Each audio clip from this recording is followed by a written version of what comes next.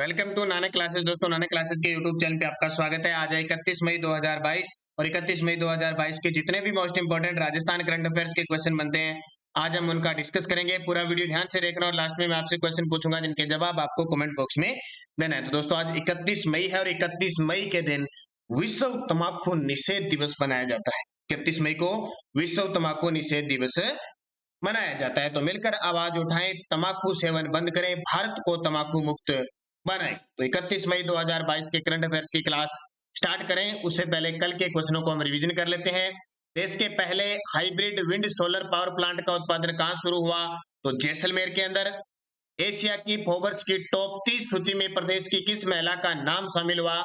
शैली गर्ग। राजस्थान में शिशु मृत्यु दर में प्रति 1000 जीवित जन्म लेने वाले बच्चों की दर कितनी? 32। उससे पहले ये 35 थी। Rajasthan state pollution control board के अध्यक्ष नियुक्त किए गए हैं। तो आईएएस अधिकारी हैं सुधांशु पंत को नियुक्त किया गया है। पूर्व प्रधानमंत्री और राजस्थान से राज्यसभा सदस्य मनमोहन सिंह ने किस गांव का चयन आदर्श ग्राम योजना हेतु किया है? तो ये बट्टेरी जयपुर की ग्राम पंचायत है, बस्सी जयपुर के अंदर सांसद आदर्श ग्राम योजना हेतु किया है। 73वीं राष्ट्रीय साइकिलिंग सीनियर ट्रैक चैंपियनशिप में प्रदेश की किस साइकिलिस्ट ने रजत पदक जीता? तो रवीना बिश्नोई ने। और दिसंबर 2021 तक राजस्थान आवासन मंडल द्वारा कुल कितनी आवासीय इकाइयों का निर्माण पूरा किया जा चुका है? तो 2,50,131। ये कल के क्वेश्चन थे। स्टार्ट करते हैं आज के क्वेश्चन। उससे पहले जिस विद्यार्थी ने हमारे चैनल को सब्सक्राइब नहीं किया जरूर करें, बेल आइकन के घंटे को दबाएं और लाइक और शेयर करते रहें। और जिस विद्यार्थी ने अब तक हमारे नानक क्लासेज ऐप को डाउनलोड नहीं किया है, वीडियो की डिस्क्रिप्शन में लिंक है, या प्ले स्टोर से जाके ऐप डाउनलोड कीजिए, क्योंकि उस पर चल रही है कंप्यूटर अनुदेशक, राजस्थान जीके और पीटीए की स्पेशल टेस्ट सीरीज और राजस्थान करंट अफेयर्स की स्पेशल टेस्ट सीरीज। रोज ज्वाइन करना है आपको सुबह 7 बजे करंट अफेयर्स की क्लास, ताकि आने वाले हर एक एग्जाम के लिए आपके लिए रामबाण साबित हो सके। तो स्टार्ट करते हैं आज की क्लास। सभी विद्यार्थियों को गुड मॉर्निंग। पहला प्रश्न देखिए, केंद्रीय साहित्य अकादमी का राजस्थानी भाषा का युवा पुरस्कार किसे प्रदान किया जाएगा? जी बिल्कुल, पहले इसकी घोषणा नहीं हुई थी, अब इसकी घोषणा हो चुकी है। राजस्थानी भाषा का युवा पुरस्कार। अब सबसे पहले देखिए, ये केंद्रीय साहित्य अकादमी, केंद्रीय साहित्य अकादमी जो पुरस्कार है वो नई दिल्ली में दिए जाते हैं। 1954 में इनकी शुरुआत हुई थी। कब? 1954 से इनकी शुरुआत हुई थी। और ये 3 प्रकार के पुरस्कार हैं। एक तो मुख्य साहित्य पुरस्कार है, केंद्रीय साहित्य पुरस्कार। एक मिलता है बाल साहित्य पुरस्कार, एक मिलता है युवा साहित्य पुरस्कार। और किस में मिलता है? ये 24 भाषाओं में मिलता है। कितनी? 24 भाषाओं में ये प्रदान किया जाता है। टोटल 24, 22 तो जो अनुसूची हमारे संविधान की अनुसूची में शामिल है, एक राजस्थानी और एक अंग्रेजी भाषाओं में। तो साहित्य के क्षेत्र में जब होता है तो 1 लाख रुपए दिए जाते हैं और इनमें 50-50 हजार रुपए दिए जाते हैं। ठीक है, ये याद रखना है। तीनों की तीनों चीजें आपको याद रखनी है। तो मैं यहाँ पे बता रहा हूं आपको, राजस्थानी भाषा का युवा पुरस्कार किसे प्रदान किया जाएगा? महेंद्र सिंह छायण को। और किस वर्ष का है ये? 2020 का है, 21 का नहीं है, ध्यान रखना, 2020 का है। अब पूरी डिटेल देखिए। भारत सरकार के केंद्रीय साहित्य अकादमी ने युवा पुरस्कार की घोषणा कर दी है। अकादमी अध्यक्ष चंद्रशेखर कुम्बार ने बताया कि 2022 का राजस्थानी भाषा का युवा पुरस्कार महेंद्र सिंह छायण को दिया जाएगा। यह पुरस्कार इनकी राजस्थानी काव्य कृति है इन धरती रे उछल आंगन, इन धरती रे उछल आंगन के लिए दिया जाएगा।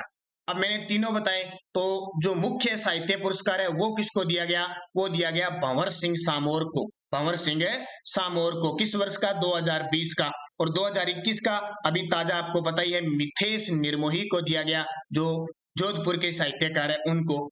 और बाल साहित्य जो पुरस्कार है, बाल साहित्य पुरस्कार 2020 का दिया गया डॉक्टर मंगल बादल को, और 2021 का दिया गया कीर्ति शर्मा को। यहां तक हमने रोज लगभग चर्चा कर ली। फिर आता है युवा पुरस्कार। युवा पुरस्कार 2020 का किसको देने की घोषणा हुई है? महेंद्र सिंह छायण को। और 2021 का अभी तक किसी की घोषणा नहीं हुई थी। 2021 का तो अभी तक उन्होंने कहा अभी नहीं दिया जाएगा, अब आगे दे देंगे, फिर चर्चा करेंगे। तो अभी 2020 का अब प्रदान करने की घोषणा की है। इसका नाम क्या है? महेंद्र सिंह छायण। तो ये क्वेश्चन आपके लिए बहुत खास है। अक्सर एग्जाम में पूछा जाता है। केंद्रीय साहित्य अकादमी जो नई दिल्ली के द्वारा इन 24 भाषाओं में दिया जाता है, तो राजस्थानी भाषा में भी बाल, युवा और तीनों पुरस्कार दिए जाते हैं। देखो ऑप्शन में मिथेश निर्मोही, महेंद्र सिंह छायन। अगला क्वेश्चन देखिए, राजस्थान सरकार द्वारा महाराणा प्रताप व गुरु विशिष्ट अवार्ड की राशि 1 लाख से बढ़ाकर कितनी कर दी है? जैसे कि आपको बताया कि राजस्थान में खिलाड़ी जगत में सबसे बड़ा पुरस्कार महाराणा प्रताप पुरस्कार होता है। वैसे राजीव गांधी खेल रत्न पुरस्कार भी है राजस्थान के अंदर, लेकिन वो कभी कभी दिया, एक बार दिया गया था, उसके बाद में दिया नहीं गया था। और एक है गुरु विशिष्ट अवार्ड। पिछले कांस्टेबल में आपने देखा होगा क्वेश्चन आया था, राजस्थान में एक गुरु को, एक प्रशिक्षक को, कह सकते हैं प्रशिक्षक को, एक कोच को दिया जाने वाला सर्वश्रेष्ठ पुरस्कार कौन सा है? गुरु विशिष्ट अवार्ड। और उसमें ऑप्शन द्रोणाचार्य पुरस्कार भी था, जो सेंटर सरकार के द्वारा दिया जाता है। बहुत सारे विद्यार्थी द्रोणाचार्य पुरस्कार करके आ गए थे। राजस्थान के अंदर जो कोच को या गुरु को या प्रशिक्षक को जो पुरस्कार दिया जाता है वो गुरु विशिष्ट अवार्ड है। तो अभी हाल ही में मुख्यमंत्री अशोक गहलोत ने महाराणा प्रताप पुरस्कार और गुरु विशिष्ट अवार्ड की राशि 1 लाख से बढ़ाकर 5 लाख कर दी है। राजस्थान राज्य क्रीड़ा परिषद की तरफ से ये दिया जाता है, और वर्तमान राजस्थान राज्य क्रीड़ा परिषद की जो अध्यक्ष है वो कृष्णा पूनिया है, ये भी आपको पता है। तो उनकी मांग पर इसको 1 लाख से बढ़ाकर 5 लाख कर दिया। तो राजस्थान सरकार द्वारा खिलाड़ी के रूप में महाराणा प्रताप पुरस्कार और कोच को दिया जाने वाला गुरु विशिष्ट अवार्ड की राशि 1 लाख से बढ़ाकर 5 लाख कर दी है। अब ये हर साल नहीं देते, पिछले 2017-18 के बाद ये मिले नहीं। 2017-18 में 2-3 खिलाड़ियों को दिए गए थे।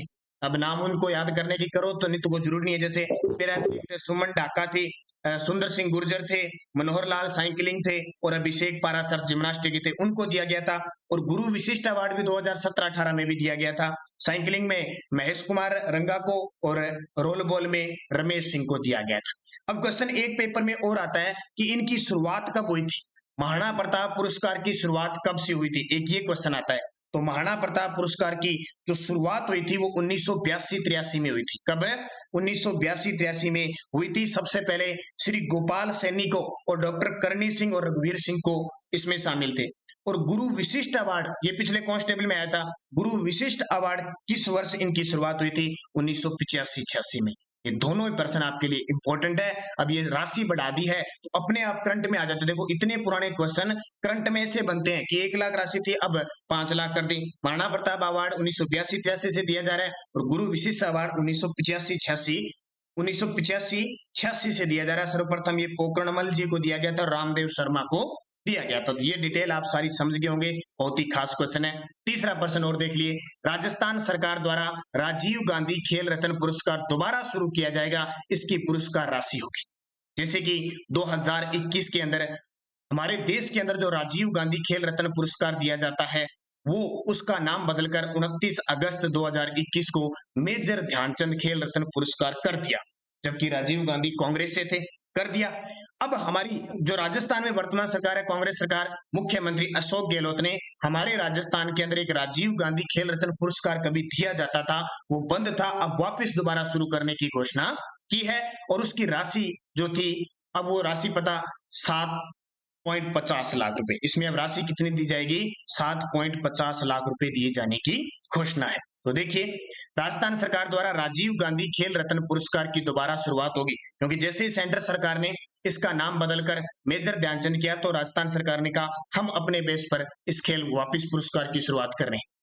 इसमें पुरस्कारों के तहत 7,50,000 रुपए दिए जाएंगे। तीरंदाज लिम्बाराम को ये पुरस्कार दिया जा चुका है। तो सीधी सी बात है, जब एक पार्टी चेंज होते ही, सरकार बदलते ही, और इनके नाम चेंज हो जाते हैं। तो यहाँ फिर अपने कांग्रेस सरकार है तो इंदिरा गांधी, राजीव गांधी के नाम पे। और 29 अगस्त 2022 से शुरुआत होने जा रही है किसकी?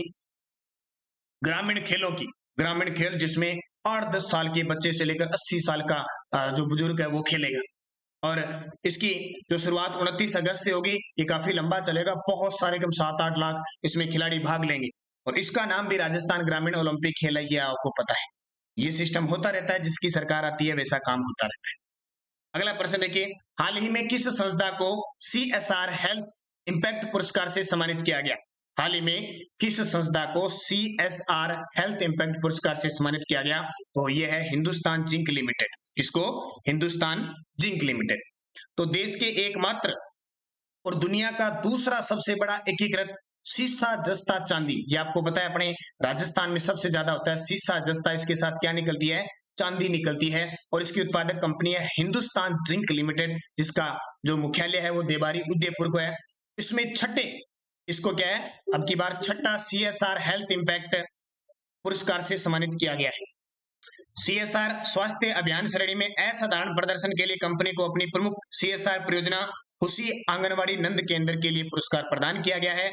इससे राजस्थान के 5 जिलों उदयपुर, राजसमंद, चित्तौड़गढ़, भीलवाड़ा और अजमेर के 2500 गांवों में लगभग 1,90,000 बच्चे लाभान्वित हुए हैं। तो दुनिया की, यानी देश की एकमात्र और दुनिया का दूसरा बड़ा एकीकृत सीसा जस्ता चांदी उत्पादक कंपनी है हिंदुस्तान जिंक लिमिटेड, उसको CSR हेल्थ इंपैक्ट पुरस्कार से सम्मानित किया गया है। तो ये आपके लिए इंपॉर्टेंट है। राजस्थान आवासन मंडल, इसकी स्थापना 1970 को हुई थी। हिंदुस्तान जिंक लिमिटेड 1964, और अडानी ग्रुप जैसलमेर, कल परसों मैंने आपको बताया था कि जैसलमेर के अंदर जो एनर्जी सेंटर लगाया गया है विंड हाइब्रिड पावर, उसके बारे में मैंने आपको बताया था।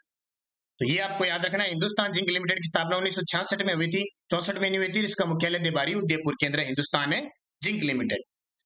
पांचवा प्रश्न देखिए, कृषि मंत्रालय भारत सरकार के वर्ष 2020-21 से आंकड़ों के अनुसार देश में कृषि निर्यात वाले राज्यों की सूची में राजस्थान का कौन सा स्थान है। कृषि मंत्रालय भारत सरकार के वर्ष 2020-21 के आंकड़ों के अनुसार देश में कृषि निर्यात यानी कृषि के जो उत्पाद है उनको बेचने के मामले में राजस्थान किस स्थान पे है, तो राजस्थान 15वें स्थान पे है। देखिए, कृषि मंत्रालय के आंकड़ों के अनुसार वर्ष 2020-21 में भारत का कृषि उत्पाद निर्यात 35% बढ़ा है। कृषि का निर्यात बढ़कर 2,10,093 करोड़ तक पहुंच गया, और देश के राज्यों में राजस्थान का 15वां स्थान है। और राजस्थान में जो निर्यात कारोबार रहा वो 3909 करोड़ रुपए रहा, और निर्यात में जो अव्वल राज्य है वो गुजरात, महाराष्ट्र, हरियाणा है। गुजरात, महाराष्ट्र, हरियाणा है। राजस्थान का कौन सा स्थान है, 15वां स्थान है। तो ये आपके लिए इंपॉर्टेंट है। जो रैंकिंग जितनी भी जारी होती है, कल मैंने आपको एक रैंकिंग बताई थी कि अक्षय ऊर्जा के उत्पादन में जो नवीकरणीय और जो संसाधन है गैर परंपरागत, उसमें राजस्थान टॉप पे है।